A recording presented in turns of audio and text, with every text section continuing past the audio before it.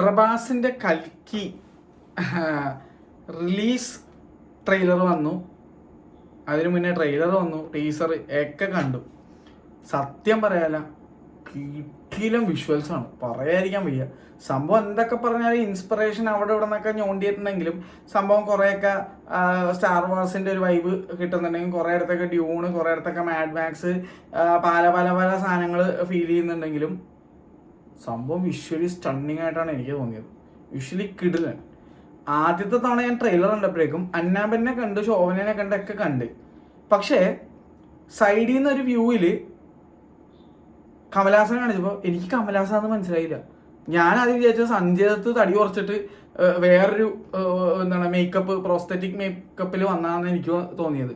സൈഡിൽ നിന്ന് നോക്കിയാൽ ശരിക്കും സഞ്ജയ് ദത്ത്.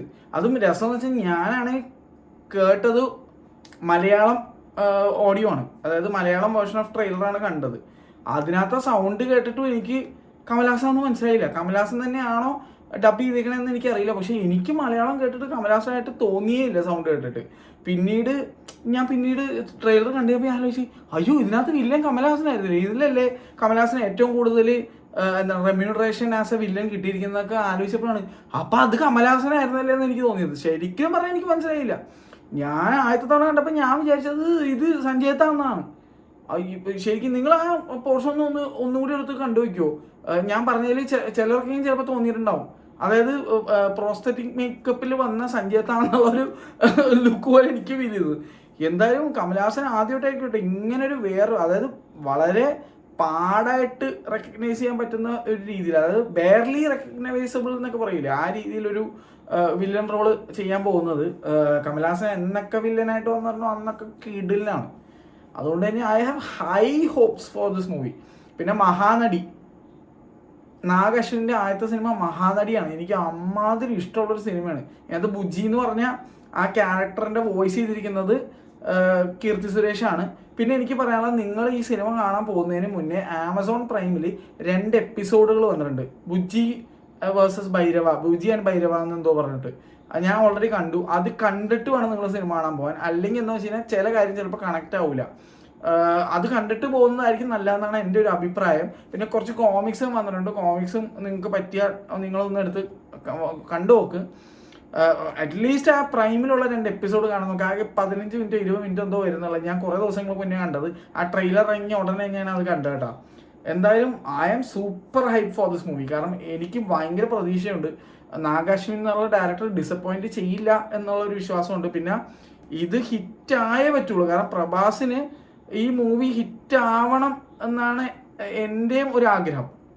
കാരണം ഇത്രയും ബഡ്ജറ്റിൽ വരുന്ന ഒരു സിനിമ, ഇത്ര ഹൈപ്പിൽ വരുന്ന ഒരു സിനിമ, ഇത് ഡിസപ്പോയിൻമെൻ്റ് ആവാൻ ചാൻസസ് ഉണ്ട്. ഇത് അതിനൊത്ത് വന്നില്ലെങ്കിൽ, ആൾക്കാരുടെ പ്രതീക്ഷയ്ക്കൊത്ത് വന്നില്ലെങ്കിൽ. പക്ഷേ പ്രതീക്ഷക്കൊത്ത് വന്നു കഴിഞ്ഞാൽ ലാലേട്ടൻ്റെ പടം പോലെയാണ്, സാധനം കയറി അങ്ങ് കൊളുത്തും, വേറെ ലെവലിൽ പോവും സിനിമ. അതുകൊണ്ട് തന്നെ ആ യൂഷ്വൽ തെലുങ്ക് അല്ലെങ്കിൽ കന്നഡ മൂവീസിൽ വരുന്ന കുറച്ച് ക്രിഞ്ച് എലമെന്റ്സ്, പാസം കൂടുതൽ തമിഴ് ഇതിലാണ്, എന്നാലും ഞാൻ പറയുന്നത് കുറച്ച് സാധനങ്ങളൊക്കെ ഒഴിവാക്കി കുറച്ച് നീറ്റ് ആൻഡ് ക്ലീൻ ആയിട്ട് സിനിമ എടുത്തു കഴിഞ്ഞാൽ സാധനം വേറെ ലെവലായിരിക്കും കേട്ടോ. കാരണം ഔട്ട് അത്രയുണ്ട് അതിനകത്ത്. ഒരു കുറേ സീക്വൻസസ് ശരിക്കും പറഞ്ഞാൽ ഹോളിവുഡ് ക്വാളിറ്റിയിൽ തന്നെ വന്നിട്ടുണ്ടെന്ന് പറയാതിരിക്കാൻ വയ്യ. നമ്മൾ വെറുതെ കിടന്ന് തള്ളുന്ന പോലെയല്ല, ഇത് ലിറ്ററലി നല്ല ക്വാളിറ്റി ഫീൽ ചെയ്യുന്നുണ്ട്.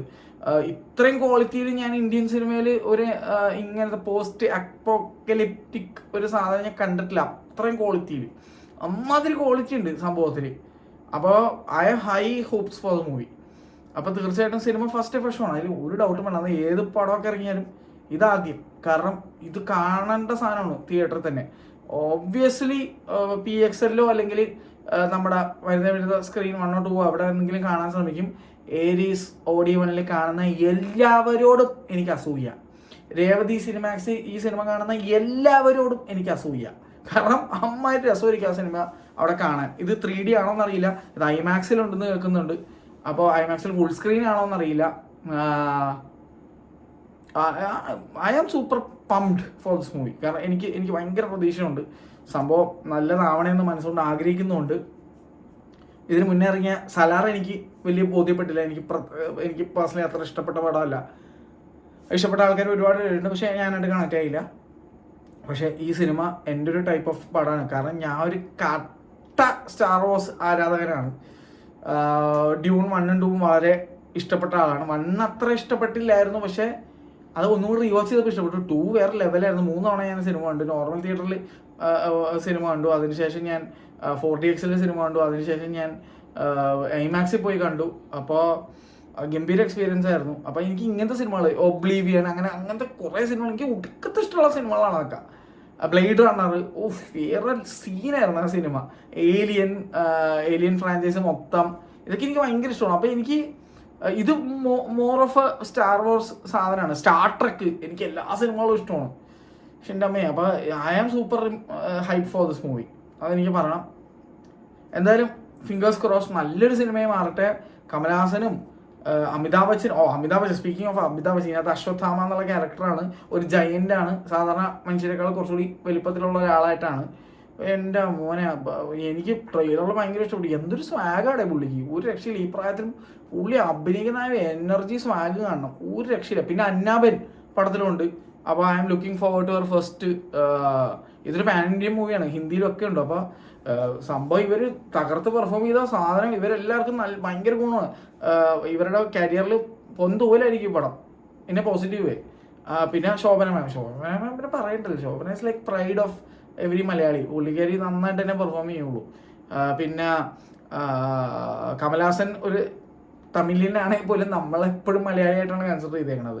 അതുകൊണ്ട് തന്നെ പുള്ളി ഒരു അടിപൊളി റോൾ ചെയ്ത് കാണാൻ നമുക്ക് ഭയങ്കര ആഗ്രഹമുണ്ട്. അപ്പോൾ ഒബ്വിയസ്ലി കുറേ കാര്യങ്ങളുണ്ട്, ഒരുപാട് ഫാക്ടേഴ്സ് ഉണ്ട് ഇതിനകത്ത് നമുക്ക് കാത്തിരിക്കാനായിട്ട്. പിന്നെ ദീപികയുടെ ഒരു കാര്യം പറയുമ്പോഴല്ല രസമാണ്. ഞാൻ ശ്രദ്ധിച്ചൊരു കാര്യമുണ്ട്, ദീപിക ഈ അടുത്ത് അഭിനയിച്ച എല്ലാ സിനിമകളിലും ദീപിക പ്രഗ്നൻ്റ് ആയിട്ട് മരിച്ചു പോകുന്ന അമ്മയാണ്. ഇതിനകത്ത് മരിച്ചു പോകുന്ന എനിക്ക് അറിയത്തില്ല. പക്ഷേ നിങ്ങൾ ജവാൻ കണ്ടിരുന്നോ? ജവാനിൽ ദീപിക പടുകോൺ ഗസ്റ്റ് റോളാണ്. വരും, ഒരു കുഞ്ഞിന് ജന്മം നൽകും, മരിച്ചു പോകും. ഇതിനു മുന്നേ മറ്റേ സിനിമയിലും നമ്മുടെ ബ്രഹ്മാസ്ത്രയിൽ കുഞ്ഞിന് ജന്മം നൽകും, മരിച്ചു പോകും. ഇതിനകത്ത് നിറവേറോടെയാണ് വരുന്നത്. കുഞ്ഞിന് ജന്മം നൽകിയിട്ട് മരിച്ചു പോകുമെന്ന് എനിക്കറിയത്തില്ല. ഇതിന് സെക്കൻഡ് പാർട്ട് ഉണ്ടെന്നും കൂടി പറയുന്നുണ്ട്. ഇത് എന്താണ് 2 പാർട്ട് മൂവി എന്താണെന്നുള്ളത്. പക്ഷെ കുറേ സിനിമകളിലായിട്ട് ദീപികയുടെ റോളിപ്പോൾ ഇതാണ്, കുഞ്ഞിന് ജന്മം നൽകുക, മരിക്കുക, ആ സീനിൽ. ഇതിനകത്ത് ആ റെപ്പീറ്റേഷൻ വരുമോയെന്ന് എനിക്കറിയത്തില്ല. അത് ഞാൻ നോട്ടീസ് ചെയ്തൊരു കാര്യം ഞങ്ങളോട് പറഞ്ഞു എന്നേ ഉള്ളൂ. കറൻ്റ്ലി ഷീ ഈസ് പ്രഗ്നൻ്റ്, അത് വേറെ കേസ്. അപ്പോൾ wish her and her baby good health, അത് വേറെ കേസു.